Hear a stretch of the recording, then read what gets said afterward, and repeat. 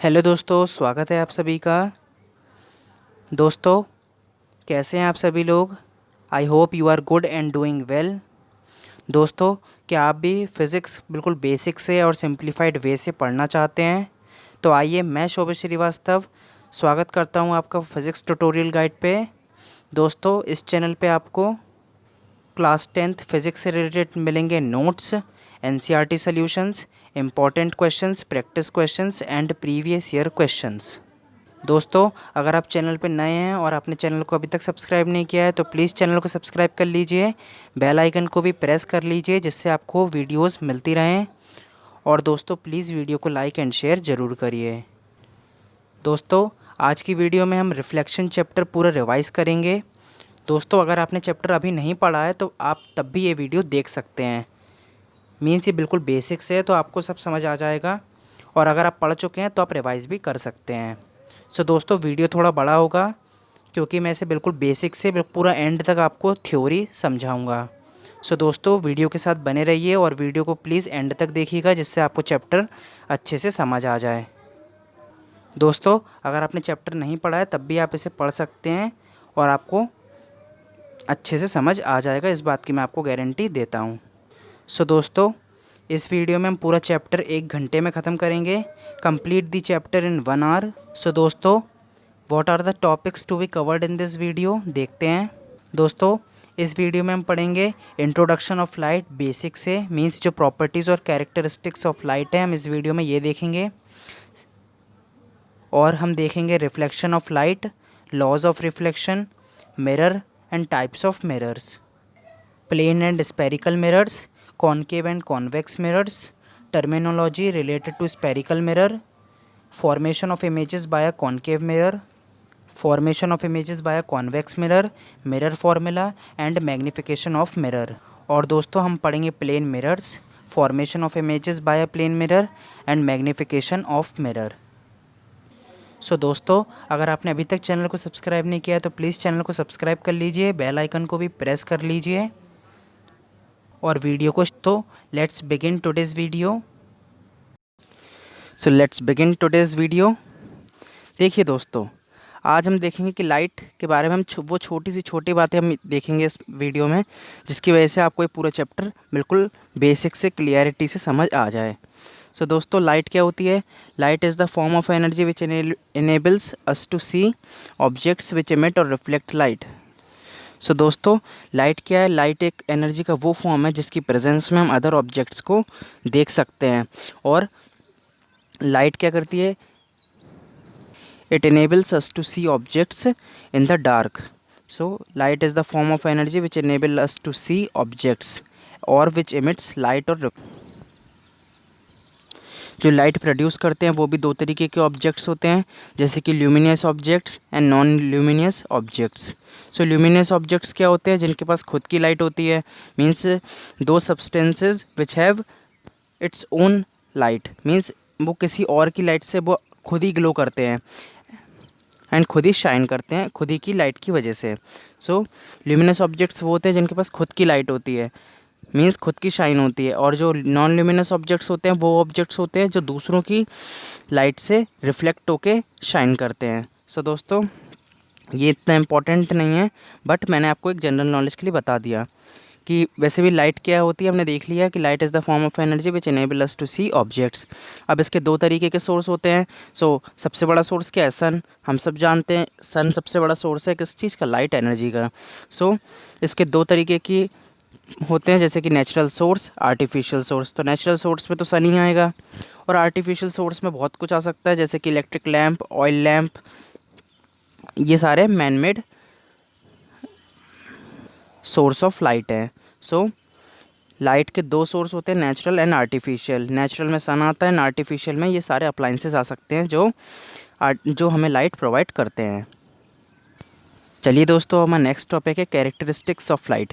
देखिए दोस्तों, लाइट समझने से लिए आपको ये कैरेक्टरिस्टिक्स ऑफ लाइट बहुत ज़रूरी है कि आपको ये आए। ये बेसिक्स है बिल्कुल, तो आपको ये प्लीज़ आने चाहिए, तो प्लीज़ वीडियो को एंड तक देखिए। चलिए दोस्तों, हमारी पहली कैरेक्टरिस्टिक है लाइट की, मीन्स क्या प्रॉपर्टीज़ होती हैं लाइट की वो देखते हैं अपन। तो पहली प्रॉपर्टी है light light is an electromagnetic radiation. अब इलेक्ट्रोमैग्नेटिक रेडिएशन का मतलब क्या होता है? इलेक्ट्रोमैग्नेटिक रेडिएशन का मतलब ये होता है कि मीन्स लाइट एक वो एनर्जी है जिसको प्रोपोगेट करने के लिए कोई भी मीडियम की ज़रूरत नहीं होती। Means it does not need any medium for propagation. Means उसको ट्रैवल करने के लिए कोई भी मीडियम है, मीन्स कोई भी मीडियम की ज़रूरत नहीं होती। आप देख सकते हैं कि जो सन से लाइट आती है अर्थ पर, तो सन और अर्थ के बीच में बहुत जगह ऐसी होंगी जहाँ कोई मीडियम नहीं होगा, मीन्स खाली होगा बिल्कुल, यहाँ पे किसी भी तरीके का मीडियम प्रेजेंट नहीं होगा, फिर भी लाइट वहाँ से पास हो जाती है। It means it is a electromagnetic radiation, it does not need any medium for propagation. So हमें ये या समझ आ गया कि इलेक्ट्रोमैग्नेटिक रेडिएशंस क्या होता है और लाइट एक इलेक्ट्रोमैग्नेटिक रेडिएशन है। सेकेंड प्रॉपर्टी है light travels in a straight line. हम सब जानते हैं कि light always travels in a straight line. इस प्रॉपर्टी को कहते हैं रेक्टिलिनियर प्रॉपर्टी, क्योंकि रेक्टिलिनियर का मतलब क्या होता है? रेक्टिलिनियर का मतलब होता है स्ट्रेट लाइन फॉलो करना, मीन्स स्ट्रेट पाथ फॉलो करना। So light always travels in a straight line. दोस्तों अब थर्ड प्रॉपर्टी है light always moves with the speed of 3 × 10⁸ metre per second. So light की बेसिक स्पीड क्या होती है? 3 × 10⁸ metre per second. चलिए दोस्तों अब नेक्स्ट प्रॉपर्टी है the velocity of light is different in different medium. So जो स्पीड है, वेलोसिटी है, वेलोसिटी मीन्स ये तो देखिए अभी तो ये हमने 3 × 10⁸ ये तो हमने स्पीड की बात करी, पर वेलोसिटी क्या है? ये है कि स्केलर क्वांटिटी, और जो वेलोसिटी है वो है vector quantity. Vector quantity means इसका डायरेक्शन भी है। सो मीन्स ये स्पीड की बात तो हो ही रही है, पर यहाँ डायरेक्शन की भी बात, डायरेक्शन है लाइट का वो भी चेंज हो सकता है डिफरेंट मीडियम में डिफरेंटली। मीन्स हर मीडियम में लाइट मतलब जब रिफ्लेक्शन होता है, ये होता है क्या कहते हैं, रिफ्लेक्शन होता है जैसे कि, और रिफ्रैक्शन होता है, TIR होता है, तो एंगल अपने पाथ से डेविएट करती है। तो वो कितना डेविएट कर रही है वो मीडियम पे डिपेंड करता है। मीन्स अगर वो ज़्यादा कर रही है तो वो रेयर मीडियम है, और अगर वो कम कर रही है तो वो डेंसर मीडियम है। ये हम आगे पढ़ेंगे, या अभी आपको इतना नहीं देखना, बस आप तो प्रॉपर्टी याद रखें कि the velocity of light is different in different medium. Velocity का मतलब यहाँ पे मैग्नीट्यूड से भी था और डायरेक्शन से भी था। सो मीन्स ये हम आगे देखेंगे कि जब हम रिफ्लेक्शन तब हम पढ़ेंगे, तब हम देखेंगे कि किस तरीके से लाइट अपनी पाथ से रिफ्लेक्ट करती है, डेविएट करती है, और ये प्रॉपर्टी हम प्रूव भी कर देंगे कि जो वेलोसिटी ऑफ लाइट है वो डिफरेंट है कि डिफरेंट मीडियम में। अभी फ़िलहाल के लिए आप इसे पढ़ लीजिए, याद कर लीजिए, आगे आने वाले टॉपिक्स में हम इसे समझ लेंगे। सो दोस्तों हमारी नेक्स्ट प्रॉपर्टी है the wavelength of the light also changes when light moves from one medium. चलिए दोस्तों अब कुछ और प्रॉपर्टीज़ देखते हैं, जैसे कि the frequency of the light remains the same in all medium. देखिए अभी हमने देखा कि वेलोसिटी चेंज होती है जब वो मीडियम चेंज करती है लाइट, और वेवलेंथ भी चेंज होती है, बट जो फ्रिक्वेंसी है वो हमेशा सेम रहती है चाहे कोई भी मीडियम हो। So the frequency of light remains the same in all medium. दोस्तों हमारी नेक्स्ट प्रॉपर्टी है light can pass through transparent material such as glass and air। means light has the property to pass through transparent materials such as glass, air। means light pass हो सकती है transparent material से जैसे कि glass and air। Next property it can not pass through opaque materials. Means light pass नहीं हो सकती OPEC material. OPEC material क्या होता है? जिनसे हम आर पार नहीं देख सकते, उन्हें हम कहते हैं ओपेक मटेरियल। दोस्तों नेक्स्ट प्रॉपर्टी है lights can undergo a phenomena like refraction, reflection. So दोस्तों आपका चैप्टर भी बेसिकली इसी पे बेस्ड है कि आपको रिफ्रैक्शन, रिफ्लेक्शन और स्पेक्ट्रम, TIR ये सब पढ़ना है, तो आने वाली वीडियोस में हम यही देखेंगे। सो दोस्तों आई होप कि आपको ये प्रॉपर्टी समझ आ गई होंगी। चलिए दोस्तों अब हमारा टॉपिक है रे ऑफ लाइट। हम रे ऑफ लाइट समझ लेते हैं, क्योंकि ये वर्ड और ये सेंटेंस जो भी आप कहना चाहें ये बहुत यूज़ होने वाला है। सो दोस्तों इसलिए आपका ये समझना बहुत ज़रूरी है। सो दोस्तों रे ऑफ लाइट होती क्या है?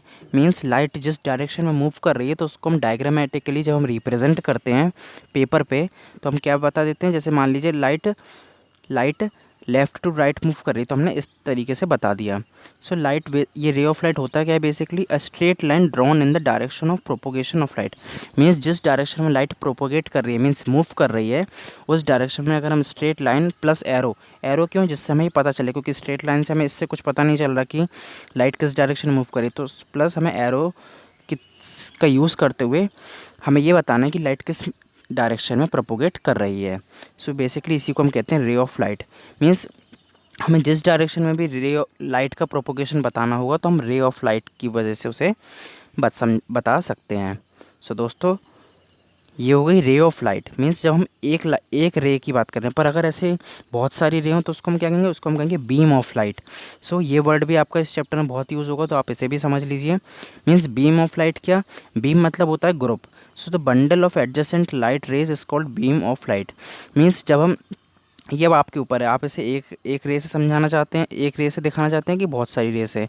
सो अगर हम बहुत सारी रेज एक जैसी ही यूज़ करते हैं तो उसको हम क्या कहते हैं, beam of light. Means basically beam of light होता है group of rays of light. So basically दोस्तों, रे ऑफ लाइट हम इसलिए यूज़ करते हैं, हम किसी भी मीडियम में लाइट का प्रोपोगेशन बता पाएँ, एंड जो बीम ऑफ लाइट है वो होता है ग्रुप। सो दोस्तों, रिफ्लेक्शन ऑफ लाइट होता क्या है, When a ray of light falls on the polished smooth surface, ये आप याद रखिए, ये वर्ड बहुत इंपॉर्टेंट है। polished smooth surface such as mirror, हमने एक एग्जांपल लिया, जैसे कि मिरर हो सकता है वो polished smooth surface, it returns back into the same medium। Means जब भी रे ऑफ लाइट, अब रे ऑफ लाइट क्या होता है, रे ऑफ लाइट मैंने आपको पिछली वीडियोज़ में बताया था कि जब भी लाइट मूव करती है तो हम उसकी प्रोपोगेशन की डायरेक्शन में एक स्ट्रेट लाइन खींच देते हैं, प्लस एरो से हम उसे रिप्रेजेंट करते हैं, मीन्स पाथ उसका रिप्रेजेंट करते हैं बेसिकली रे ऑफ लाइट से। सो जब भी एक लाइट फॉल होती है स्मूथ सरफेस पे, सो वो क्या करती है, it returns back into the same medium. वो दोबारा उसी मीडियम में वापस लौट जाती है उसी एंगल से। अब ये एंगल क्या होता है, किस एंगल से वो जा रही है, लाइट उस पर टच हो रही है मीन्स सरफेस पे, ये हम सब देखेंगे आगे। सो दोस्तों, जैसा कि आपको इस डायग्राम में दिख रहा है कि देखिए लाइट यहाँ से आई और यहाँ पे टच हुई, मीन्स यहाँ पे रीबाउंड होके दोबारा सेम मीडियम में वापस लौट गई, जैसा कि आपको एरो से भी दिख रहा है और डायग्राम भी आपको शो कर रहा है। सो दोस्तों, इसी को हम कहते हैं reflection of light. Means light का किसी पर्टिकुलर एंगल पे किसी भी सरफेस पे, मतलब स्मूथ सरफेस पे इंसिडेंस होना, इंसिडेंस मीन्स हिट होना, मतलब एंड उसी पाथ को फॉलो करते हुए उसी सेम मीडियम में रीबाउंड हो जाना। So basically when ray of light falls on a polished smooth surface such as mirror, it returns back into the same medium with the same angle. This phenomena is known as reflection of light। दोस्तों, अब ज़रूरी नहीं कि यहाँ पे 100% light है तो 100% light reflect हो जाए, कुछ लाइट यहाँ पे ट्रांसमिट भी हो जाती है, कुछ लाइट यहाँ का है ना क्या कहते हैं रिफ्रैक्शन भी हो जाता है। तो मीन्स मान लीजिए जैसे 100% लाइट होगी अगर ये, सो यहाँ पे करीबन 95% लाइट या 90 to 95% लाइट दोबारा रिफ्लेक्ट होती है। सो दोस्तों, ये है रिफ्लेक्शन। अभी इसी में रिफ्रैक्शन भी होता है तो वो हम देखेंगे क्योंकि ये भी आपके सिलेबस में है, पर अभी के लिए तो आप रिफ्लेक्शन देख लीजिए। और दोस्तों, different materials reflect light to different extent. Means वो लाइट को कितने एंगल पे रिफ्लेक्ट कर रहे हैं ये मटेरियल पे डिपेंड करता है, मतलब मीडियम पे डिपेंड करता है एंड प्लस मटेरियल पे भी डिपेंड करता है। अगर मान लीजिए हम ये, जैसे हमने ये मिरर लिया, पर हम अगर मिरर की जगह कुछ और सब्सटेंस लेते तो ये जो लाइट का रिफ्लेक्शन है वो कुछ अलग तरीके से होता। Means different materials reflect light to different extent. क्या पता मान लीजिए रे ऑफ लाइट यहाँ से ऐसे आ रही है और वो कुछ ज़्यादा एंगल पे हो गई, तो देखिए आप, मतलब ग्रेटर एक्सटेंट, मतलब ज़्यादा इसने इस जो भी मतलब मीडियम होगा, ये मैंने बनाया एक एग्जांपल के तौर पे, उस पर जो लाइट रिफ्लेक्ट हुई वो ज़्यादा हुई, मीन्स उसकी जो वैल्यू है वो ज़्यादा है एंगल की। सो हम angle of incidence, angle of reflection, ये सब हम देखेंगे दोस्त।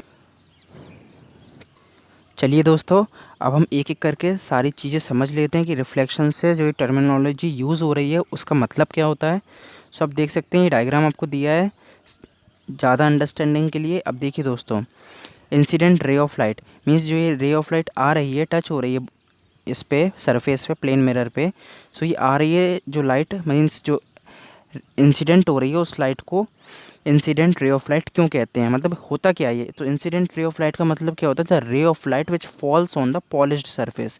मीन्स जो भी रे ऑफ लाइट फॉल हुई है किसी भी सरफेस पे, पॉलिश्ड सरफेस यहाँ इसलिए यूज़ किया गया है क्योंकि रिफ्लेक्शन पॉलिश्ड सरफेस से ही होता है, इसलिए हमने पॉलिश्ड सरफेस ही लिखा है। तो जब भी रे ऑफ लाइट किसी भी पॉलिश्ड सरफेस पे फॉल होती है पहली बार, हम रिफ्लेक्शन के बाद की बात नहीं कर रहे हैं, हम रिफ्लेक्शन के पहले की बात कर रहे हैं। सो उसी को हम क्या कहते हैं, इंसिडेंट रे ऑफ लाइट। सो अगर हमें तो हम जो लाइट फॉल होती है पॉलिश्ड सरफेस पे, उसको हम ये नहीं कहेंगे कि the light falls on the ray of light, उसको हम सिंपली कहेंगे इंसिडेंट रे ऑफ लाइट।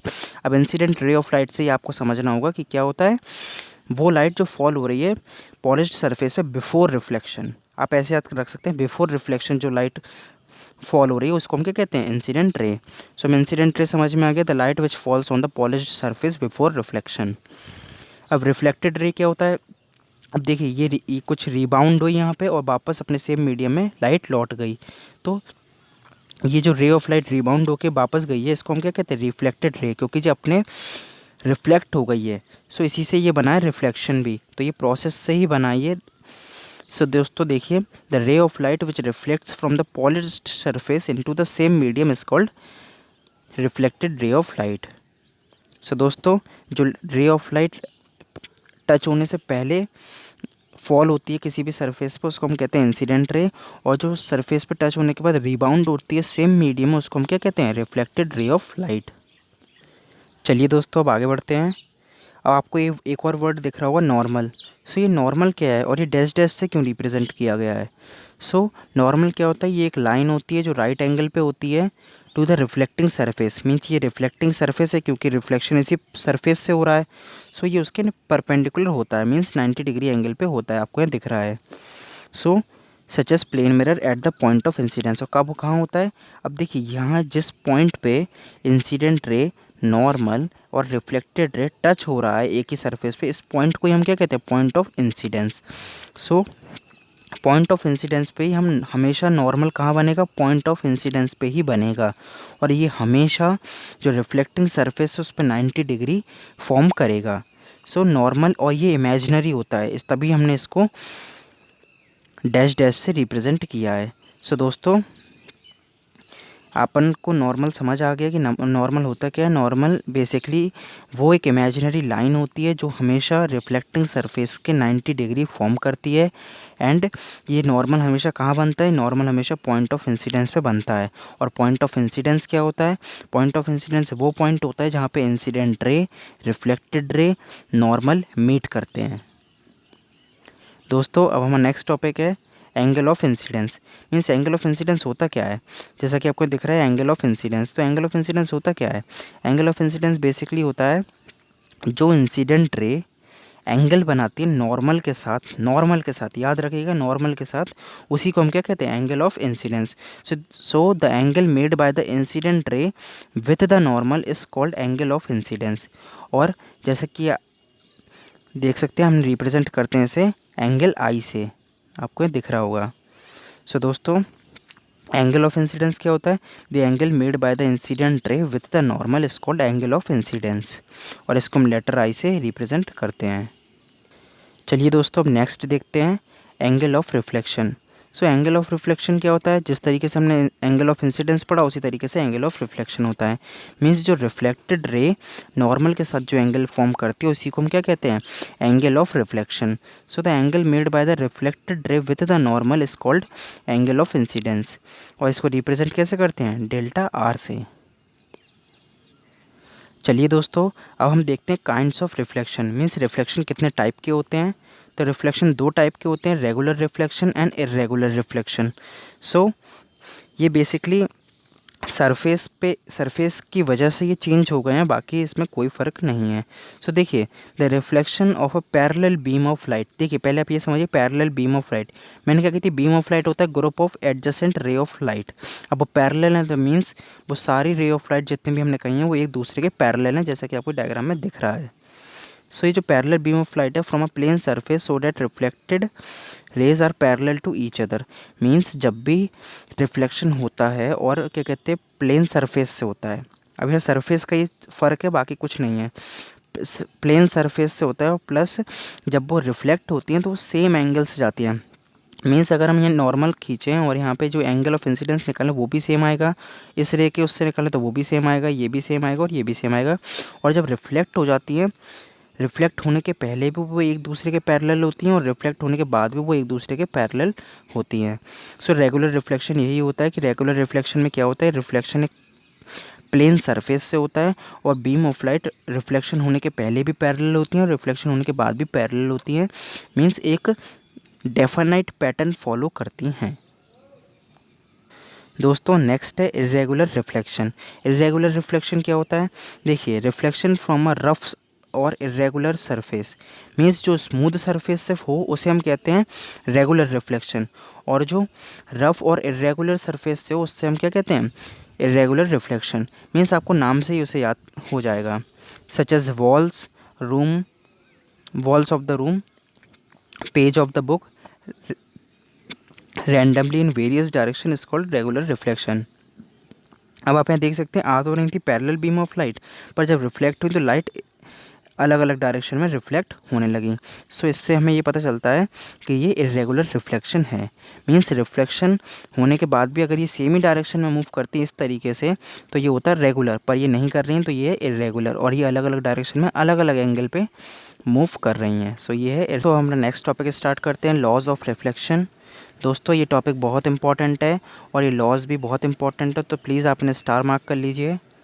दोस्तों लॉज ऑफ रिफ्लेक्शन मीन्स अगर कोई भी लाइट इन दो लॉ को फॉलो कर रही है तो वो जो फिनोमेना शो कर रही है उसको हम क्या कहेंगे, रिफ्लेक्शन। सो दोस्तों इसका फर्स्ट लॉ ये कहता है कि the angle made by the incident ray with the normal at the point of incidence is equal to the angle made by the reflected ray with the normal. Means अगर point of incidence पे, means point of incidence क्या होता है, जहाँ पे तीनों incident ray, normal और reflected ray meet कर रही हैं, उस पॉइंट पे जो एंगल होगा जो इंसिडेंट रे नॉर्मल के साथ बनाएगी, means angle I, means angle of incidence, वो इक्वल होने चाहिए एंगल ऑफ रिफ्लेक्शन के। Means angle I is equal to angle R. दोस्तों ये छोटा सा स्टेटमेंट है बट ये बहुत इंपॉर्टेंट है, that angle I is equal to angle R. Means angle of incidence is equal to the angle of reflection at the point of incidence. दोस्तों हमारा सेकेंड लॉ है, मीन्स अगर दोस्तों देखिए कि अगर फर्स्ट लॉ में अगर ये इक्वल नहीं है, मतलब angle I is not equal to angle R, तो ये रिफ्लेक्शन हो ही नहीं सकता। मीन्स अगर रिफ्लेक्शन होना है तो ये लॉ ज़रूर है पर ये कंडीशन की तरह आप यूज़ करिए, अगर ये कंडीशन, ये दो कंडीशंस फुलफिल्ड हैं तो वो रिफ्लेक्शन है। पर अगर angle of incidence is not equal to angle of reflection, so उसको हम रिफ्लेक्शन नहीं कहेंगे। दोस्तों हमारा सेकेंड लॉ है, the incident ray, the reflected ray and the normal at the point of incidence all lie in the same plane। all lie in the same plane का मतलब क्या है कि जो इंसिडेंट रे है, जो नॉर्मल है, वो रिफ्लेक्टेड और जो रिफ्लेक्टेड रे है, ये तीनों चीज़ें पॉइंट ऑफ इंसिडेंस पे सेम प्लेन पे ही होनी चाहिए। आप देख सकते हैं ये एक ही प्लेन है। प्लेन मीन्स क्या होता है, प्लेन मतलब होता है कि एक ही सरफेस पे ही हो ये चीज़। मीन्स ये नहीं कि ये अलग सरफेस पे हो, ये अलग उस पे हो और ये अलग पे हो और अलग अलग एक्सिस पे हो। सो बेसिकली ये इसका सेम प्लेन का मतलब यही है कि एक ही प्लेन में ये जो एंगल ऑफ इंसिडेंट रे है, रिफ्लेक्टेड रे है, नॉर्मल है, पॉइंट ऑफ इंसिडेंस पे मीट करे, बट एक ही प्लेन में होने चाहिए ये तीनों के तीनों, जैसा कि आपको दिख रहा है। सो दोस्तों ये थे कुछ दो लॉज जो हमें लॉज ऑफ रिफ्लेक्शन में बहुत इंपॉर्टेंट है और हमें दोनों पढ़ना है, और दोनों बहुत ही ईजी हैं, आप आराम से इसे याद कर सकते हैं और समझ भी सकते हैं। दोस्तों अभी तक हमने बात करी कि जब भी लाइट किसी भी सरफेस पे किसी भी एंगल से फॉल होती है, मीन्स इंसिडेंट होती है, बट ये कुछ भी हो सकता है एंगल, बट जब भी लाइट इस तरीके से फॉल हो, मतलब परपेंडिकुलरली फॉल हो किसी भी सरफेस पे, तो क्या होगा, तो हम देखते हैं। देखिए when ray of light falls on the mirror normally, normally means making the 90 degree angle that is at right angle, the incident ray coincides with the normal. देखिए जब भी, देखिए ये आपको सरफेस दिख रहा है प्लेन मिरर, इस पर इंसिडेंट रे फॉल हुई और जब रिफ्लेक्शन होगा मतलब रिबाउंड होगी तो रिफ्लेक्टेड रे भी होगी वो सेम पाथ फॉलो करेगी जो इंसिडेंट रे ने आते समय लिया था। देखिए means ray of incident ray ऐसे आई और जब रिफ्लेक्शन हुआ तो ये एरो चेंज होके इस डायरेक्शन में हो जाएगा। मीन्स रे ऑफ लाइट ऐसे ही और ऐसे मूव कर गई। आप पेन को फॉलो कर सकते हैं इस तरीके से और इस तरीके से वापस उसी पाथ को फॉलो करते हुए रिफ्लेक्ट हो गई। सो आपको डायग्राम में भी दिख रहा है। और जो नॉर्मल है वो भी यहीं बनेगा बट वो इतना कॉम्प्लेक्स हो जाएगा तो इसलिए मैंने बनाया नहीं। सो इस कंडीशन में क्या होगा, नॉर्मल भी यहीं पे है, इंसिडेंट रे भी इधर ही है और इंसिडेंट और सॉरी रिफ्लेक्टेड रे भी इधर ही है। सो जो एंगल ऑफ इंसिडेंस होगा वो ज़ीरो नहीं होगा क्योंकि जो एंगल ऑफ जो क्योंकि इंसिडेंट रे है वो तो कॉन्साइड कर रही है नॉर्मल के ऊपर, तो एंगल कितना हुआ, ज़ीरो। और इसी तरीके से एंगल ऑफ रिफ्लेक्शन मतलब रिफ्लेक्टेड एंगल भी ज़ीरो होगा क्योंकि नॉर्मल भी वहीं पे और रिफ्लेक्टेड रे भी वहीं पे ही है और एक दूसरे के कॉन्साइड कर रही है, तो एंगल ऑफ रिफ्लेक्शन भी ज़ीरो। सो इस तरीके से पता है क्या चलता है। बट देखिए अभी आप कह सकते हैं कि ये तो रिफ्लेक्शन नहीं है, ये रिफ्लेक्शन होगा क्योंकि देखिए रिफ्लेक्टेड रे, इंसिडेंट रे और नॉर्मल एक प्लेन पे लाई कर रहे हैं, प्लस एंगल ऑफ आई मतलब angle of incidence is equal to angle of reflection क्योंकि दोनों ही ज़ीरो हैं, तो ये भी एक तरीके का रिफ्लेक्शन ही है।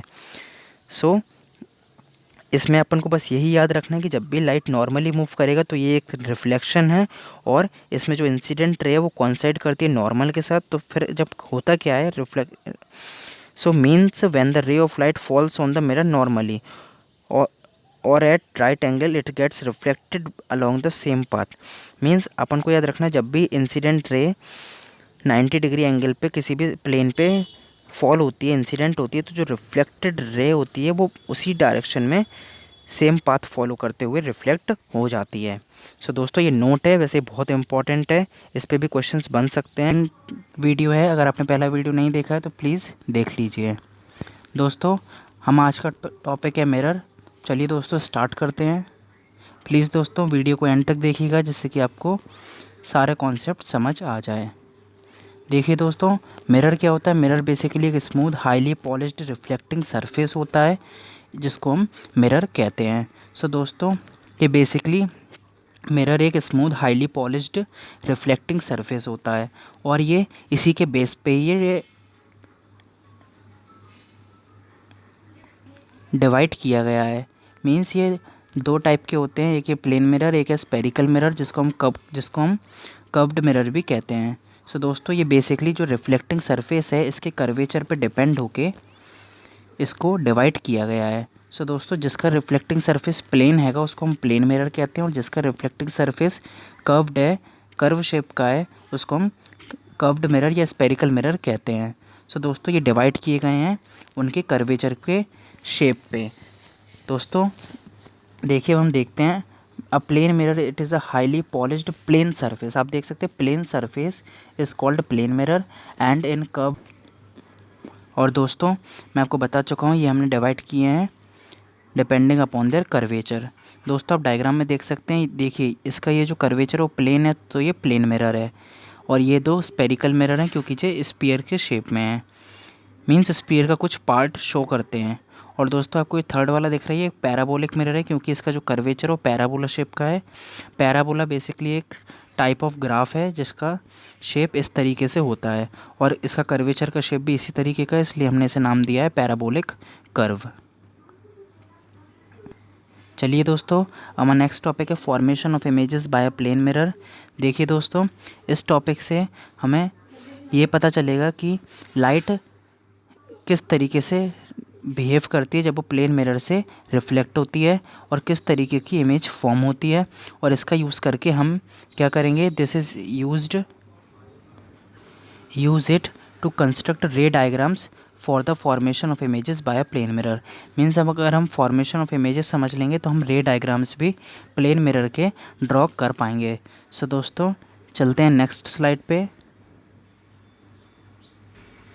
सो दोस्तों प्लेन मिरर के केस में पहला केस है कि when a ray of light falling on a plane mirror at right angle gets reflected back from the mirror by the same path.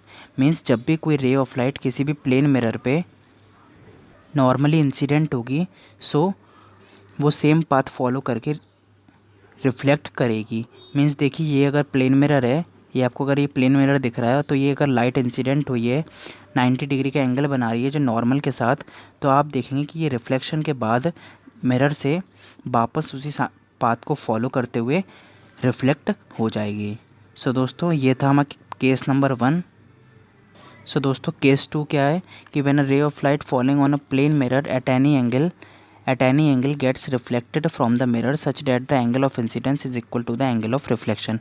Means light किसी भी एंगल पे, मीन्स वो normal के साथ कोई भी एंगल पे जब इंसिडेंट होती है रे ऑफ लाइट, तो जब वो रिफ्लेक्ट होती है तो जो एंगल ऑफ रिफ्लेक्शन होता है वो एंगल ऑफ इंसिडेंस के इक्वल होता है। चलिए दोस्तों, हमारा नेक्स्ट टॉपिक है nature of images formed by a plane mirror. So दोस्तों अब हम ये देखेंगे कि इमेजेस जो फॉर्म हो रही हैं प्लेन मिरर का, उनका नेचर किस तरीके से है। तो वो सबसे पहले होती हैं वर्चुअल मीन्स वो इमेजेस जो स्क्रीन पे ऑब्टेन नहीं की जा सकती, उसको हम कहते हैं वर्चुअल इमेजेस। दोस्तों हमारा सेकंड है same size as the object. Means object जिस साइज़ का होगा और इमेज बनने के बाद भी इमेज उसी साइज़ की बनेगी। मीन्स ना वो इनलार्ज होगी ना ही वो डिमिनिश्ड होगी। मीन्स जो इमेज बनेगी उसका साइज़ ऑब्जेक्ट के साइज़ के इक्वल होगा, ना ही वो इनलार्ज करेगी इमेज ऑब्जेक्ट से और ना ही वो डिमिनिश्ड करेगी। मीन्स जो इमेज फॉर्म होगी वो सेम साइज़ की होगी जो ऑब्जेक्ट का साइज़ होगा। सेकंड है दोस्तों as far behind the mirror as the mirror से ऑब्जेक्ट जितनी डिस्टेंस पे होगा इमेज भी मिरर से उसी डिस्टेंस पे बनेगी। Means distance between object and mirror is equal to the distance between image and mirror. So दोस्तों हमने प्लेन मिरर्स पढ़ लिया है। अब हम देखते हैं स्पेरिकल मिरर्स क्या होते हैं। दोस्तों स्पेरिकल मिरर क्या होते हैं, mirror whose polished reflecting surface is a part of a hollow sphere. Means जो ये रिफ्लेक्टिंग सरफेस है जिस पे लाइट रिफ्लेक्ट हो रही है, जैसा कि आपको दिख रहा है ये किसी भी एक स्फीयर का पार्ट रहा होगा, उससे ये एक्सट्रैक्ट किया गया है। मीन्स कोई ग्लास का हॉलो स्फीयर होगा जिससे कि हमने कुछ पार्ट एक्सट्रैक्ट कर लिया है और वो एक मिरर की। सो दोस्तों स्पेरिकल मिरर्स दो टाइप के होते हैं, पहला है कॉनकेव एंड दूसरा है कॉन्वेक्स। सो दोस्तों देखते हैं हम कि ये कॉन्वेक्स और कॉनकेव हैं क्या। चलिए दोस्तों हम समझते हैं concave mirror. So basically a spherical mirror whose inner hollow surface is the reflecting surface. Means जिसका इनर पार्ट, मीन्स दोस्तों वो स्पेरिकल मिरर जिसका इनर पार्ट है अगर वो रिफ्लेक्टिंग हैगा, सो उसको हम क्या कहते हैं कॉनकेव। जैसा कि आप यहाँ देख सकते हैं कि जो इनर पार्ट है वो रिफ्लेक्टिंग पार्ट है, सो इसे हम कॉनकेव मिरर कहते हैं। दोस्तों आप इस डायग्राम से समझ सकते हैं, और जब हम इसे एक्सट्रैक्ट कर लेते हैं तो ये कुछ इस तरीके से दिखता है। सो इसे हम कहते हैं कॉनकेव मिरर जिसका इनर हॉलो सरफेस क्या होता है, रिफ्लेक्टिंग सरफेस होता है, और ये कुछ इस तरीके का दिखता है। दोस्तों नेक्स्ट टाइप ऑफ मिरर है कॉन्वेक्स। कॉन्वेक्स मिरर वो होता है जिसका आउटर बल्जिंग पार्ट होता है, मीन्स बाहर की तरफ को निकला हुआ एक पार्ट होता है जो रिफ्लेक्टिंग सरफेस की तरह बिहेव करता है, जैसा कि आपको यहाँ दिख रहा है। इसका ये जो इनर पार्ट है वो ओपेक है, मीन्स पेंटेड है, और जो बाहर का पार्ट है वो रिफ्लेक्टिंग सरफेस है। सो दोस्तों ये जो बाहर का रिफ्लेक्टिंग सरफेस है वो एक्सट्रैक्ट करने के बाद कुछ इस तरीके से दिखता है। मीन्स ये जो बाहर का पार्ट है ये रिफ्लेक्टिंग सरफेस है और ये ओपेक पार्ट है, मीन्स जहाँ से लाइट रिफ्लेक्ट नहीं होती। सो दोस्तों ये थे स्पेरिकल मिरर्स के दो पार्ट, कॉन्वेक्स एंड कॉनकेव। अगली वीडियो में चलिए दोस्तों आज का टॉपिक स्टार्ट करते हैं। आज हम देखेंगे terminologies related to spherical mirror. Means जब भी हम रे डायग्राम्स बनाते हैं स्पेरिकल मिरर से, जैसे कि कॉन्वेक्स मिरर और कॉनकेव मिरर, तो किन किन वर्ड्स और टर्मिनोलॉजीज़ का हमें यूज़ करना पड़ता है हम आज वो देखेंगे। सो दोस्तों स्टार्ट करते हैं। पहला टॉपिक है अपर्चर। अपर्चर क्या होता है, effective width of the spherical mirror from which the reflection takes place is called aperture. Means दोस्तों देखिए ये आपको एक स्पेरिकल मिरर दिख रहा है, सो जो ये आपको ग्रे कलर का दिख रहा है ये इसका अपर्चर कहलाता है। मीन्स वो पार्ट जिससे रिफ्लेक्शन होता है उसको हम कहते हैं अपर्चर। सो दोस्तों ये बेसिकली जितनी ज़्यादा विड्थ होगी किसी भी मिरर की उतना ही उसका रिफ्लेक्शन पार्ट होगा जिससे रिफ्लेक्शन होगा। सो दोस्तों बेसिकली ये देखा जाता है कि मिरर का कितना विड्थ है, जितनी ज़्यादा विड्थ तो उसी विड्थ को ही हम क्या कहते हैं, उसी विड्थ को हम कहते हैं अपर्चर। सो दोस्तों आपको ये जो ग्रेश पार्ट में दिख रही है इसी को हम क्या कहते हैं, इसी को हम कहते हैं aperture. So aperture is basically effective width of the spherical mirror from which reflection takes place, जहाँ से रिफ्लेक्शन फिनोमेना अकर होता है। दोस्तों हमारा नेक्स्ट हैगा पोल। पोल क्या होता है, आपको ये पी पॉइंट शो दिख रहा है, ये पी पॉइंट शो कर रहा है पोल को। सो पोल क्या होता है, the centre of the spherical mirror is called its pole. जो आपको स्पेरिकल मिरर दिख रहा है इसके जो सेंटर होता है उसको हम क्या कहते हैं, पोल कहते हैं। और दोस्तों ये पोल को हम रेफरेंस पॉइंट की तरह यूज़ करते हैं। रेफरेंस पॉइंट मतलब अगर हमें कोई भी डिस्टेंस मेज़र करनी होती है ऑब्जेक्ट की या इमेज की, सो हम किसी एक पॉइंट को तो हमें स्टार्टिंग पॉइंट लेना ही पड़ेगा। सो हम इस पोल को ही हम लेते हैं स्टार्टिंग पॉइंट। मीन्स हमें जब भी डिस्टेंस मेज़र करना पड़ता है ऑब्जेक्ट का या इमेज का तो हम स्टार्टिंग पॉइंट लेते हैं पोल से। मीन्स हम जो डिस्टेंस मेज़र करते हैं वो हम पोल से करते हैं। सो दोस्तों पोल is the reference point from where we measure the distance of object and image from the mirror। चलिए दोस्तों अब हमारा नेक्स्ट टॉपिक है centre of curvature. Centre of curvature होता क्या, सो सेंटर ऑफ कर्वेचर होता क्या है, बेसिकली देखिए जिस होलो स्फीयर से हम ये जो मिरर को एक्सट्रैक्ट करते हैं, सो जो स्पीयर से हमने किया है उसी स्पीयर के सेंटर को हम कहते हैं सेंटर ऑफ कर्वेचर। सो दोस्तों the centre of the hollow sphere, देखिए the centre of the hollow sphere of which the spherical mirror, ये स्पेरिकल मिरर है वो उसका पार्ट है, spherical mirror is a part is called centre of curvature. Means हमने जिस भी hollow sphere से हमने वो ग्लास एक्सट्रैक्ट किया है, सो जो होलोस्फियर का सेंटर ऑफ कर्वेचर मतलब सेंटर है उसी को हम कहते हैं सेंटर ऑफ कर्वेचर। सो दोस्तों हम इसे रिप्रेजेंट करते हैं लेटर सी से। चलिए दोस्तों अब नेक्स्ट देखते हैं रेडियस ऑफ कर्वेचर। सो दोस्तों ये जो स्पीयर की हम बात कर रहे थे इसी स्पीयर के रेडियस को हम क्या कहते हैं, रेडियस ऑफ कर्वेचर। सो दोस्तों जिस भी हॉलो स्फीयर से हमने जो ग्लास एक्सट्रैक्ट किया है मतलब मिरर एक्सट्रैक्ट किया है, सो उसी स्फीयर के रेडियस को हम क्या कहते हैं, उसी स्फीयर के रेडियस को हम कहते हैं radius of curvature. So the radius of hollow sphere of which the spherical mirror is a part is called its radius of curvature for the spherical mirror. Basically it is represented by the letter R. So हम centre of curvature को सी से represent करते हैं, radius of curvature को are से represent करते हैं। चलिए दोस्तों अब हमारा नेक्स्ट टॉपिक है principal axis. So principal axis क्या होती है, प्रिंसिपल एक्सिस एक बेसिकली एक इमेजिनरी लाइन होती है जो सेंटर ऑफ कर्वेचर को और पोल को जॉइन करती है। So basically the principal axis is a straight line passing through the centre of curvature and pole of the spherical mirror is called principal axis. In the diagram the line X Y represents the principal axis and it is a imaginary line which joins the center of curvature and pole of a spherical mirror। चलिए दोस्तों अब हमारा next topic है focus. So दोस्तों focus क्या होता है, the point on the principal axis where all the rays coming from infinity, means infinity से आ रही हैं और पैरेलल आ रही हैं, आफ्टर रिफ्लेक्शन आइदर मीट और appear to meet is called focus of the mirror. दोस्तों ये दो पॉइंट मीट और अपीयर टू मीट बहुत इंपॉर्टेंट हैं। तो चलिए दोस्तों हमारा नेक्स्ट टॉपिक है फोकस।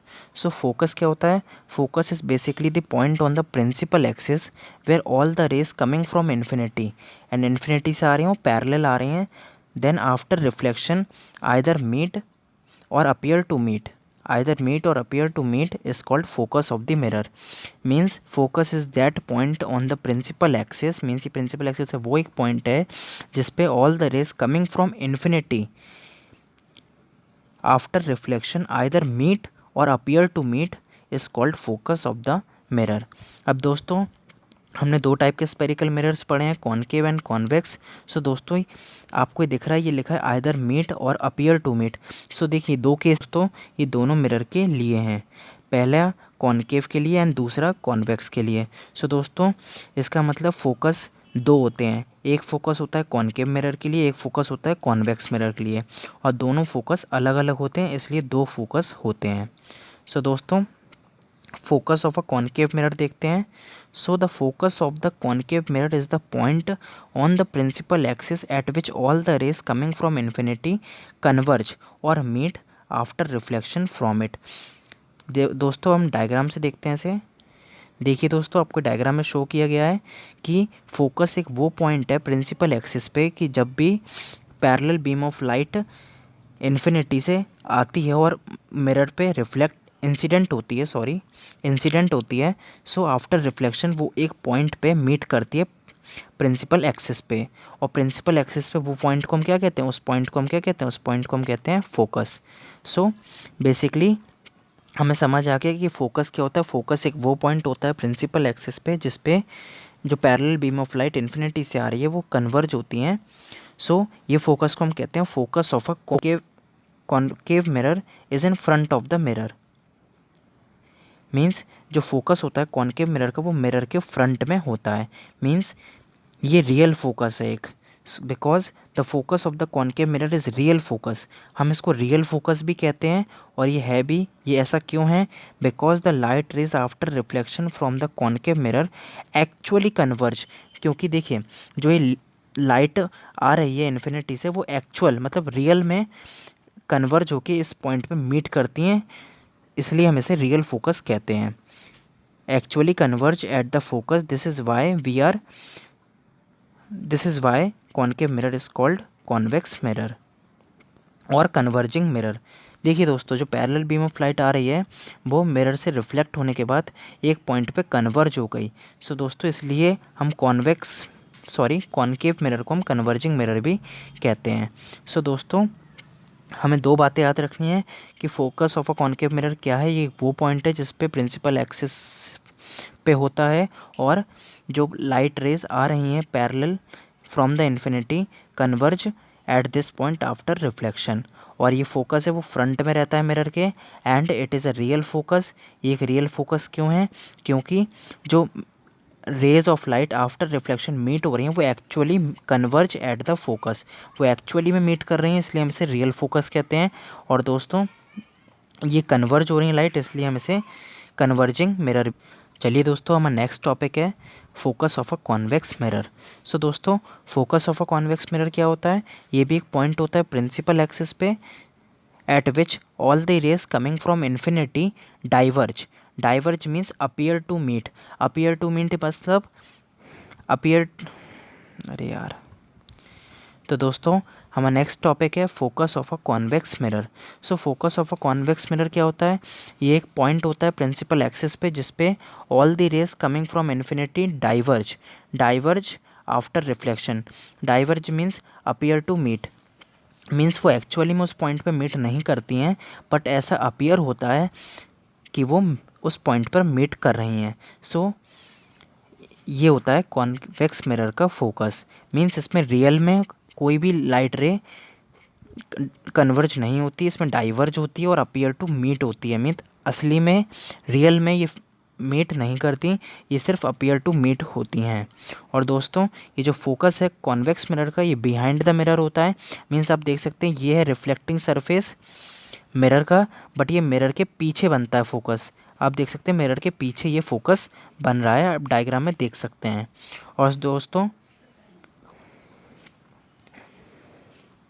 और दोस्तों जो focus of a convex mirror है ये एक वर्चुअल फोकस है। Virtual focus means not real. So दोस्तों because the light rays after reflection from the convex mirror appear to come from the focus. Means वो ऐसी अपीयर होती हैं कि जो लाइट रेज जो रिफ्लेक्ट होने के बाद लाइट रेज मूव कर रही हैं, ये ऐसा अपीयर होता है कि ये जो लाइट रेज आ रही हैं वो फोकस से आ रही हैं। दोस्तों आप देख सकते हैं कि लाइट रेज इस तरीके से गई और रिफ्लेक्ट होने के बाद इस डायरेक्शन में मूव करने लगी। पर दोस्तों अगर हम इसको रिकंस्ट्रक्ट करें और पीछे की तरफ को इसे कंस्ट्रक्ट करें तो आपको ऐसा लगेगा कि ये जो फोकस है ये लाइट रेज फोकस से आ रही है। मीन्स ये लाइट रेज इस तरीके से ऐसे मूव ना करके हमें ऐसा अपीयर होता है कि ये लाइट रेज फोकस से आ रही है। सो दोस्तों आप डायग्राम में देख सकते हैं। सो दोस्तों that's why the focus of convex mirror is called virtual focus. चलिए दोस्तों हम देखते हैं real image and virtual image. So real image क्या होती है? Real image is formed when the two or more reflected rays intersect with each other at a point in front of the mirror. Means जब दो रे of light meet करती हैं, intersect करती हैं, तो जिस पॉइंट पे वो इंटरसेक्ट करती हैं उस पॉइंट पे हमें इमेज बनती है। सो जब लाइट रेज इंटरसेक्ट करती हैं और इंटरसेक्ट करने के बाद उसकी इमेज बनती है, सो जो इमेज बनती है उसी को हम क्या कहते हैं? Real image. और वर्चुअल इमेज क्या होता है? Virtual image is formed when the two or more reflected rays appear to intersect. Means वो रियल में इंटरसेक्ट नहीं करती हैं, वो सिर्फ अपीयर होती हैं इस तरीके से कि वो सच में इंटरसेक्ट कर रही हैं, बट वो इंटरसेक्ट नहीं कर रही होती रियल में। और दोस्तों इसी इमेज को हम क्या कहते हैं? वर्चुअल इमेज कहते हैं। दोस्तों a real image can be obtained on a screen. Means हम रियल इमेज को स्क्रीन पे ऑब्टेन कर सकते हैं, but a virtual image can not be obtained on a screen. It can be seen in the mirror. It can only be seen in the mirror. दोस्तों real image can be inverted with respect to the object. Means जो object है उससे image है वो हमेशा inverted बनती है, हमेशा उल्टी बनती है। और दोस्तों वर्चुअल, चलिए दोस्तों अब टॉपिक स्टार्ट करते हैं। Formation of images by a concave mirror. Means the following rays coming from the object are usually used to construct ray diagrams. मतलब मैं जो भी आपको 4 रूल्स बताने वाला हूँ उनसे क्या होगा कि उसी का यूज़ करते हुए अपन रे डायग्राम्स बना पाएंगे। और ये कॉन्केव मिरर और कॉन्वेक्स मिरर के अलग अलग हैं, तो आइए दोनों देखते हैं। सो दोस्तों these are the following rays coming from the object usually used to construct ray diagram for locating the image for concave mirror. Means हम कॉन्केव मिरर के रूल्स पढ़ रहे हैं। तो देखिए जब भी कॉन्केव मिरर होगा, सो पहला केस ये है, when a ray of light travelling parallel to the principal axis after reflection from a concave mirror passing through the focus. So दोस्तों देखिए पहला केस ये कहता है कि जब भी कोई भी इंसिडेंट रे इन्फिनिटी से आती है और पैरेलल आती है प्रिंसिपल एक्सिस के, सो वो after reflection from the mirror किस पॉइंट से पास होगी? फोकस से पास होगी। मींस हमेशा जब भी एक parallel beam of light infinity से आती है, सो वो after reflection from the mirror हमेशा फोकस से पास होगी। चलिए दोस्तों अब नेक्स्ट रूल है, a ray of light passing through the focus of a concave mirror after reflection goes parallel to the principal axis. Means दोस्तों फोकस से कोई भी इंसिडेंट रे पास होके जब मिरर पे इंसिडेंट होती है तो वो हमेशा आफ्टर रिफ्लेक्शन पैरेलल हो जाती है प्रिंसिपल एक्सिस के। मीन्स फोकस से कोई भी लाइट पास होते हुए इंसिडेंट होगी मिरर पे, सो आफ्टर रिफ्लेक्शन वो कैसी हो जाएगी? वो प्रिंसिपल एक्सिस के पैरेलल हो जाएगी। दोस्तों थर्ड हैगा, a ray of light passing through the centre of curvature returns back along the same path after reflection. Means दोस्तों जब भी कोई भी ray of light centre of curvature से पास होते हुए इंसिडेंट होगी मिरर पे, सो वो हमेशा वापस सेम पाथ को फॉलो करते हुए लौट जाएगी और सेम पाथ को ट्रेस कर लेगी, जैसा कि आपको डायग्राम में। दोस्तों नेक्स्ट पॉइंट है, a ray of light falling from a concave mirror at its pole get reflected according to the laws of reflection. Means pole पे जब भी कोई लाइट इंसिडेंट होगी तो वो लॉज ऑफ रिफ्लेक्शन क्या थे? Angle i is equal to angle r. So जिस भी एंगल पे ये इंसिडेंट होगी उसी सेम एंगल से ये रिफ्लेक्ट हो जाएगी। मीन्स इसमें angle i is equal to angle r. So दोस्तों हमने 4 रूल कौन कौन से पढ़े? जब भी लाइट पैरेलल आती है प्रिंसिपल एक्सिस के इंसिडेंट होने के बाद आफ्टर रिफ्लेक्शन वो फोकस से पास होती है, पहला पॉइंट ये था। दूसरा पॉइंट ये है कि जब भी कोई भी रे ऑफ लाइट फोकस से पास होते हुए इंसिडेंट होती है, सो आफ्टर रिफ्लेक्शन वो पैरेलल हो जाती है प्रिंसिपल एक्सिस के। थर्ड पॉइंट था वहाँ कि जब भी कोई ray of light centre of curvature से पास होते हुए इंसिडेंट होती है, so after reflection same path को फॉलो करते हुए लौट जाती है। और दोस्तों फोर्थ पॉइंट ये है कि जब भी पोल पे कोई भी लाइट रे इंसिडेंट होगी किसी भी एंगल पे, तो वो सेम एंगल से रिफ्लेक्ट हो जाएगी और यहाँ पे ये लॉज ऑफ रिफ्लेक्शन को फॉलो करेगी। मीन्स जो एंगल आई होगा वो एंगल आर के इक्वल होगा। दोस्तों अब हम देखते हैं formation of images by a convex mirror. So दोस्तों पहला क्या है इसमें, a ray of light travelling parallel to the principal axis after reflection from a convex mirror appear to come from its focus behind the mirror. So दोस्तों जब भी कोई ray of light parallel आएगी प्रिंसिपल एक्सिस के, so after reflection वो इस तरीके से रिफ्लेक्ट हो जाएगी। बट हम जब ये रिफ्लेक्टेड रे को हम जब बैकवर्ड प्रोड्यूस करेंगे तो हम देखेंगे कि ये जो बैकवर्ड प्रोड्यूस करने पे रिफ्लेक्टेड रे फोकस से पास होती है। सो राइट साइड से देखेंगे तो हमें ऐसा अपीयर होगा कि ये जो रिफ्लेक्टेड रे आ रही है वो फोकस से ही आ रही है। सो ये था इसका पहला फॉर्मेशन। दूसरा देखते हैं दोस्तों, दूसरा है a ray of light travelling towards the centre of curvature behind the mirror hit the mirror at 90 degree and it's reflected back along its own path. Means जब भी कोई रे ऑफ लाइट को हम इस तरीके से इंसिडेंट करते हैं कि हमें ऐसा कि मतलब हम उसे हिट कराना चाहते हैं सेंटर ऑफ कर्वेचर पे, तो ये सेंटर ऑफ कर्वेचर पे हिट तो होगी नहीं क्योंकि सेंटर ऑफ कर्वेचर यहाँ पर है। सो ये वापस इसी पाथ को ट्रेस करते हुए वापस लौट जाएगी। बट जब हम रिफ्लेक्टेड रे को बैकवर्ड प्रोड्यूस करेंगे तो हम देखेंगे कि वो सेंटर ऑफ कर्वेचर पे पास हो रही है। सो हमें ऐसा लगेगा कि ये सेंटर ऑफ कर्वेचर से ही। दोस्तों हमारा नेक्स्ट टॉपिक है kinds of images formed by a mirrors. तो हम पहले कॉनकेव मिरर की इमेजेस देखते हैं।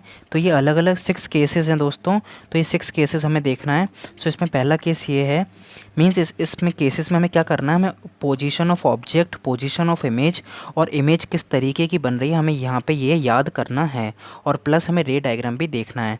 सो दोस्तों चलिए एक एक करके केस पढ़ते हैं। पहला केस दोस्तों ये है कि जब पोजीशन ऑफ ऑब्जेक्ट मीन्स हमने ऑब्जेक्ट को इन्फिनिटी पे प्लेस किया है। सो अगर कोई सोर्स है लाइट का वो हमने इन्फिनिटी पे प्लेस किया है तो रेज़ ऑफ लाइट कुछ इस तरीके से आएंगी, मतलब पैरेलल रेज़ आएंगी इन्फिनिटी से। और दोस्तों आप देख सकते हैं आफ्टर रिफ्लेक्शन मीन्स ये रिफ्लेक्ट होने के बाद फोकस पे मीट कर रही हैं। सो आप ये देखिए जब भी इन्फिनिटी पे ऑब्जेक्ट होगा तो इमेज हमेशा कहाँ बनेगी, इमेज हमेशा बनेगी फोकस पे। दोस्तों वैसे तो यहाँ पे बहुत सारी रेज़ आ सकती हैं बट इमेज तभी बनती है जब इमेज तभी बनती है जब रेज़ का इंटरसेक्शन होता है, और इंटरसेक्शन के लिए हमें मिनिमम से मिनिमम 2 रेज़ चाहिए पड़ेंगी, इसलिए हमने 2 रेज़ से ही रे डायग्राम बनाया है। और दोस्तों इसमें आप देख सकते हैं कि इमेज कहाँ बन रही है, इमेज बन रही है फोकस पे। सो पोजीशन ऑफ इमेज हो गया focus, and properties of images क्या है, हाईली डिमिनिश्ड है। हाईली डिमिनिश्ड मीन्स अभी इन्फिनिटी पे कोई ऑब्जेक्ट प्लेस है तो वो उसका साइज़ बड़ा होगा, और आप देख सकते हैं इमेज कितनी छोटी बन रही है। ये जो इन्वर्टेड एरो है वो आपको रिप्रेजेंट कर रहा है इमेज। और दोस्तों रियल बन रही है, रियल इसलिए क्योंकि मिरर के फ्रंट में बन रही है, और इन्वर्टेड बन रही है मीन्स जो ऑब्जेक्ट है उसके रिस्पेक्ट में ये उल्टी बन रही है, इसलिए ये इन्वर्टेड है। सो दोस्तों ये था हमारा पहला केस। सेकंड केस क्या है, जब ऑब्जेक्ट बियॉन्ड सी हो, beyond C means centre of curvature के पीछे हो बट इन्फिनिटी पे ना हो। सो सेंटर ऑफ कर्वेचर पे ये कभी सेंटर ऑफ कर्वेचर के पीछे ये कहीं पर भी होगा। सो अब देखिए कैसे इमेजेस बनती हैं। देखिए हमने इसमें 2 रेज़ ली, पहली रे देखिए हमने पैरेलल डाली और हमने अभी पढ़ा कि जब भी हम पैरेलल रेज़ इंसिडेंट कराते हैं तो पैरेलल रेज़ इंसिडेंट होने के बाद कहाँ से पास होती हैं, वो फोकस से पास होती हैं। सो आप देख सकते हैं ये फोकस से पास होते हुए आपको दिख रही हैं और ये रिफ्लेक्टेड ऐसे हो गई। और दोस्तों सेकंड हमने देखी सेंटर ऑफ कर्वेचर से पास कराया, तो मैंने अभी आपको एक रूल बताया था कि जब भी वो सेंटर ऑफ कर्वेचर से पास होती हैं सो वापस सेम पाथ को ट्रेस करते हुए वापस उसी पाथ को करते हुए लौट जाती हैं। सो दोस्तों इस तरीके से आए और सेम पाथ को फॉलो करते हुए वापस उसी डायरेक्शन में चली गई। सो दोस्तों आप देख सकते हैं ये पूरे डायग्राम में रेज़ कहाँ पर इंटरसेक्ट कर रही हैं, रेज़ इंटरसेक्ट कर रही हैं इस पॉइंट पे। सो आप देख सकते हैं यहाँ पे एक इमेज फॉर्मेशन होता है। सो दोस्तों यहाँ पे पोजीशन ऑफ ऑब्जेक्ट कहाँ थी, बियॉन्ड सी, मतलब सेंटर ऑफ कर्वेचर के पीछे कहीं पर भी ऑब्जेक्ट रखा हो सकता है। और इमेज कहाँ बन रही है, इमेज आप देख सकते हैं सी एंड एफ, सी यहाँ पे सेंटर ऑफ कर्वेचर है, एफ यहाँ पे फोकस है, तो इमेज बन रही है सी एंड एफ, मतलब सेंटर ऑफ कर्वेचर और फोकस के बीच में। और प्रॉपर्टीज़ ऑफ इमेजेस क्या है, डिमिनिश्ड बन रही है मीन्स जो ऑब्जेक्ट है उसके रिस्पेक्ट में इमेज छोटी बन रही है, और रियल है तो मतलब मिरर के आगे बन रही है, और इन्वर्टेड मीन्स जो ऑब्जेक्ट है उसके रिस्पेक्ट में उल्टी बन रही है। दोस्तों नेक्स्ट केस है जब position of object centre of curvature पे हो, सी पे हो। सो अब देख सकते हैं जब सेंटर ऑफ कर्वेचर पे ऑब्जेक्ट प्लेस है। सो अब देख सकते हैं हमने क्या किया, हमने एक रे पैरेलल डाली, पैरेलल इंसिडेंट कराई, तो पैरेलल इंसिडेंट कराने के बाद फोकस से पास होती है, तो ये फोकस से पास करते हुए इस तरीके से चली गई। और दोस्तों सेकंड रे हमने फोकस से पास कराई, तो हमने क्या कहा था, जब भी लाइट रे फोकस से पास होती है तो after reflection from the mirror it gets parallel to the principal axis. तो मीन्स ये प्रिंसिपल एक्सिस के पैरेलल हो गई आफ्टर रिफ्लेक्शन। सो आप देख सकते हैं इस पूरे डायग्राम में ये इस पॉइंट पे ये मीट कर रही हैं, तो मतलब यहाँ पर एक इमेज फॉर्मेशन होगा प्रिंसिपल एक्सिस के रिस्पेक्ट में। सो दोस्तों यहाँ पर एक इमेज फॉर्म होती है, और ये इमेज फॉर्मेशन कहाँ होता है, इमेज फॉर्मेशन होता है सेंटर ऑफ कर्वेचर पे। और ये प्रॉपर्टीज़ ऑफ इमेज क्या हैं, ये देखिए साइज़ दोनों का सेम है तो सेम साइज़ की बनती हैं, और रियल हैं क्योंकि मिरर के आगे बन रही हैं, एंड इन्वर्टेड हैं क्योंकि जो ऑब्जेक्ट है उसके रिस्पेक्ट में ये उल्टी बन रही हैं। दोस्तों नेक्स्ट हैगा जब position of object between C and F है, मतलब centre of curvature and focus के बीच में, जैसा कि आपको ये दिख रहा है। सो दोस्तों हमने इसमें क्या किया, हमने एक रे पैरेलल डाली और पैरेलल के बाद वो फोकस से पास हो गई, जैसा कि हमने पढ़ा है। और सेकंड हमने क्या किया, हमने फोकस से पास कराया, तो after reflection from the mirror ये पैरेलल हो गई। सो दोस्तों आप देख सकते हैं इस पूरे डायग्राम में यहाँ पर ये दो रेस इंटरसेक्ट कर रही हैं। सो दोस्तों यहाँ पर एक इमेज फॉर्मेशन होगा with respect to the principal axis. So आप देख सकते हैं कि पोजीशन ऑफ इमेज क्या है, बियॉन्ड सी, मतलब ये सेंटर ऑफ कर्वेचर के पीछे बन रही है इमेज, इसलिए इसकी पोजीशन क्या है, बियॉन्ड सी। और दोस्तों प्रॉपर्टीज़ क्या हैं, ये एनलार्ज्ड बन रही है, मींस जो ऑब्जेक्ट है उसके रिस्पेक्ट में ये बड़ी दिखाई दे रही है, रियल है क्योंकि मिरर के आगे बन रही है, इन्वर्टेड है मींस जो ऑब्जेक्ट है उसके रिस्पेक्ट में उल्टी बन रही है। सो दोस्तों ये थे 4 केसेस कॉनकेव मिरर के। चलिए दोस्तों अब आगे बढ़ते हैं।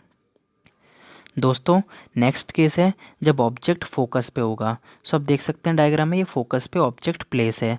सो हमने क्या किया, एक रे को डाला पैरेलल, इंसिडेंट कराया मिरर पे, तो ये फोकस से पास हो गया। सेकंड हमने क्या किया, हमने सेंटर ऑफ कर्वेचर पे इंसिडेंट कराया, और आप देख सकते हैं सेंटर ऑफ कर्वेच मतलब हमने इस तरीके से कराया और सेंटर ऑफ कर्वेचर के ये अपीयर हुई कि ऐसा, मतलब इसके पाथ को ही फॉलो किया। सो सेंटर ऑफ कर्वेचर से जब भी होता है तो वो वापस सेम पाथ को फॉलो करते हुए लौट जाता है, तो ये मीन्स इस तरीके से लौट गया। सो आप देख सकते हैं ये दो रेस कभी मीट ही नहीं कर रही हैं, ये दो रेस कभी मीट ही नहीं कर रही, तो मतलब ये इन्फिनिटी पे होगा। सो इन्फिनिटी पे इमेज फॉर्मेशन होगा। और दोस्तों इमेज कैसी बनेगी, हाईली इलार्ज्ड बनेगी, क्योंकि इन्फिनिटी पे जब इमेज बन रही है तो ये बहुत इलार्ज्ड होके बनेगी, रियल बनेगी क्योंकि मिरर के आगे ही बन रही है, और इन्वर्टेड मीन्स उल्टी दिखाई देगी ऑब्जेक्ट के रिस्पेक्ट में। दोस्तों नेक्स्ट केस है जब ऑब्जेक्ट कहाँ पे हो, एफ एंड पी। एफ यहाँ पे फोकस है, पी यहाँ पे पोल है, मतलब फोकस और पोल के बीच में कहीं पर भी ऑब्जेक्ट होगा। सो दोस्तों डायग्राम देखिए, हमने इसको पहली रे को सेंटर ऑफ कर्वेचर से पास कराया, तो ये after reflection from the mirror ये सेम पाथ को फॉलो करते हुए लौट गया। और सेकंड हमने क्या किया, हमने पैरेलल रे को इंसिडेंट कराया, तो आप देख सकते हैं ये है ना फोकस से पास हो गया। सो दोस्तों ये भी वैसे मीट नहीं कर रही हैं, बट हमने जब इसको बैकवर्ड प्रोड्यूस किया, सो आप देख सकते हैं यहाँ पे कुछ इमेज फॉर्मेशन हो रहा है। ये आपको ग्रीन एरो जो दिख रहा है ये आपको इमेज फॉर्मेशन दिखा रहा है। सो दोस्तों इसमें आप देख सकते हैं कि इमेज बन रही है बिहाइंड द मिरर, मतलब मिरर के पीछे बन रही है। और जो प्रॉपर्टीज़ है इमेज की वो कैसी हैं, ये इलार्ज्ड हैं, वर्चुअल हैं। वर्चुअल मीन्स ये रियल नहीं है, मीन्स ये स्क्रीन पे ऑब्टेन नहीं की जा सकती। और आप देख सकते हैं कि जो इमेज बन रही है वो इरेक्ट बन रही है, मीन्स ऑब्जेक्ट से मतलब उल्टी नहीं बन रही है, सीधी बन रही है। सो इमेज सीधी बन रही है इसलिए इरेक्ट है। और वर्चुअल है मीन्स ये रियल नहीं है, मीन्स ये स्क्रीन पे ऑब्टेन नहीं की जा सकती। और एनलार्ज्ड बन रही है मीन्स जो साइज़ है वो ऑब्जेक्ट के रिस्पेक्ट में बहुत ज़्यादा बड़ा होके दिखाई दे रहा है। सो दोस्तों ये एक स्पेशल केस है, क्योंकि इसमें जो इमेज बन रही है वो बिहाइंड द मिरर बन रही है। बाकी सारे केसेस में जो इमेज बन रही है वो मिरर के फ्रंट में बन रही है। और सारे प्रॉपर्टी सारी मतलब ये जितने भी केसेस थे उनमें सब में रियल इमेज बन रही है, बट इसमें वर्चुअल इमेज बन रही है। सो दोस्तों ये बहुत ही डिफरेंट केस है और बहुत ही इंपॉर्टेंट केस है, तो प्लीज़ आप इसे मार्क कर लीजिए। दोस्तों अब देखते हैं image formed by a convex mirror. So दोस्तों इसके दो ही केसेस हैं। देखिए, जब पोजीशन ऑफ ऑब्जेक्ट इन्फिनिटी पे हो, मींस ऑब्जेक्ट कहीं इन्फिनिटी पे प्लेस हो, so parallel beam of flight आएगी और इंसिडेंट होगी मिरर पे। सो आप देख सकते हैं ये आफ्टर रिफ्लेक्शन कुछ इस तरीके से पास होने लगेगा, मतलब डाइवर्ज होने लगेगा अपने ओरिजिनल पाथ से। अगर तो इससे ये कभी मीट तो कर नहीं पाएंगे, तो इमेज भी नहीं बनेगी। सो हम क्या करेंगे, हमने ये जितनी भी रिफ्लेक्टेड रेज हैं उनको हमने बैकवर्ड प्रोड्यूस करा, और बैकवर्ड प्रोड्यूस किया तो हमने देखा कि ये फोकस से मीट कर रही हैं। सो दोस्तों इमेज कहाँ बन रही है, फोकस पे बन रही है बिहाइंड द मिरर, क्योंकि ये मिरर का रिफ्लेक्टिंग सरफेस है, तो ये बिहाइंड द मिरर यहाँ पे इमेज फॉर्मेशन हो रहा है। और दोस्तों प्रॉपर्टीज़ क्या है, ये हाईली डिमिनिश्ड है, मीन्स बहुत छोटी इमेज बन रही है, वर्चुअल बन रही है क्योंकि मिरर के सामने नहीं बन रही है, और इरेक्ट बन रही है, मीन्स ऑब्जेक्ट के रिस्पेक्ट में सीधी बन रही है।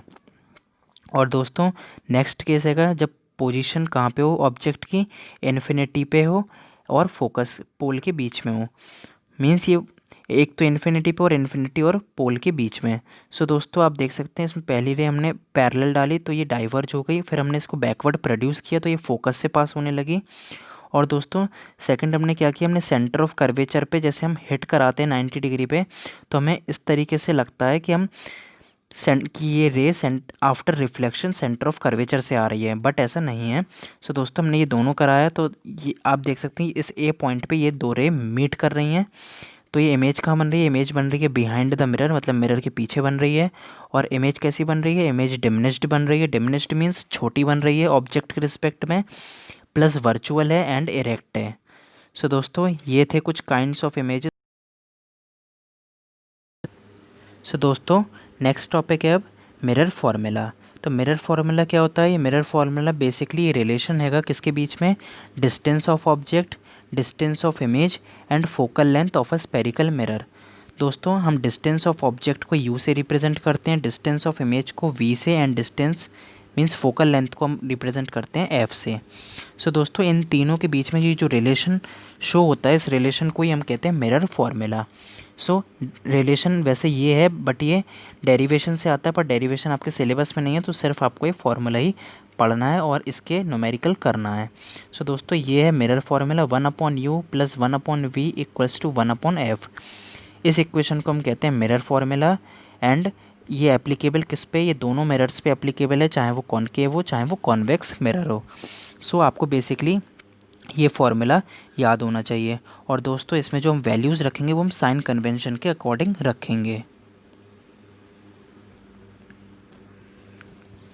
चलिए दोस्तों हमारा नेक्स्ट टॉपिक है मैग्नीफिकेशन। दोस्तों मैग्नीफिकेशन क्या होता है, मैग्नीफिकेशन बेसिकली होता है कि किसी चीज़ को मैग्नीफाई करके दिखाना, इनलार्ज्ड करके दिखाना। सो दोस्तों अगर हम कोई भी ऑब्जेक्ट मिरर के सामने रखते हैं तो कभी कभी केसेस में हमें वो इनलार्ज्ड होकर दिखाई देती है। सो दोस्तों ये मैग्नीफिकेशन होता क्या है, the ratio of the size of the image to the size of the object. Means जब हम रेशियो निकालते हैं size of the image to the size of the object, तो इसी को हम कहते हैं मैग्नीफिकेशन। मीन्स हमें कोई भी ऑब्जेक्ट कितने गुना बड़ा होके दिखाई दे रहा है मिरर की वजह से। सो इसी को हम कहते हैं मैग्नीफिकेशन। इसको हम डिनोट करते हैं कैपिटल लेटर M से और स्मॉल लेटर m से। आप किसी से भी रिप्रेजेंट कर सकते हैं। सो बेसिकली इसका फॉर्मूला क्या होता है, size of the image to the size of the object, या फिर हाइट ऑफ द इमेज और the height of the object, जिसको हम रिप्रेजेंट करते हैं HI/HO।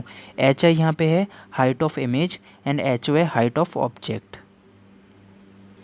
दोस्तों जब हम इसे ज्योमेट्री की हेल्प से हम जब इसे प्रूफ करते हैं तो दोस्तों एक और फार्मूला निकलता है, distance of the image from the pole to the distance of the object from the pole. So दोस्तों आपको मैग्नीफिकेशन का एक और फार्मूला याद करना है, m=-v/u, और v और u की वैल्यू हम साइन कन्वेंशन के अकॉर्डिंग इस फार्मूले में प्लेस करेंगे। और दोस्तों ये जो माइनस है वो फार्मूले में ही है, सो आपको ये अप्लाई करना होगा। सो दोस्तों 3 फार्मूले हो गए हैं। पहला है ना size of the image to the size of the object, second हैगा height of the image to the height of the object, and third हैगा distance of the image from the pole to the distance of the object from the pole. अब दोस्तों magnification के अलग अलग cases होते हैं, जैसे कि देखिए केस 1 क्या है, केस 1 में हैगा देखिए HI/HO, ये फार्मूला है। HI यहाँ पे हाइट ऑफ द इमेज और HO है हाइट ऑफ द ऑब्जेक्ट। तो कभी कभी केसेस में ये होगा कि हमने कुछ ऑब्जेक्ट रखा और ऑब्जेक्ट की जो इमेज बनी वो सेम साइज़ की बनी, मीन्स जिस हाइट की ऑब्जेक्ट है उस हाइट का ही इमेज है। तो जब height of the image equal हो जाएगा हाइट ऑफ द ऑब्जेक्ट, तो मैग्नीफिकेशन क्या आएगा, मीन्स हम जब फॉर्मूला प्लेस करेंगे तो H I upon H O formula होता है, तो एच आई भी एच ओ के इक्वल है, तो हमने ये जब रख दिया तो 1 आ गया। तो जब भी मैग्नीफिकेशन की वैल्यू 1 आए सो अपन को क्या करना है, मैग्नीफिकेशन 1 आएगा तो वो रिप्रेजेंट करता है कि size of the image is equal to the size of the object. दोस्तों सेकंड केस है, अगर हाइट ऑफ द इमेज ज़्यादा बने, मीन्स हमें कोई भी ऑब्जेक्ट की हाइट, मीन्स ऑब्जेक्ट की इमेज हमें इलार्ज होके दिखाई दे, मीन्स असली में उसकी इमेज है कि 2 मीटर, मतलब हाइट है कि 2 मीटर और हमें मैग्नीफाई होके वो दिखाई दे रही है 4 मीटर की।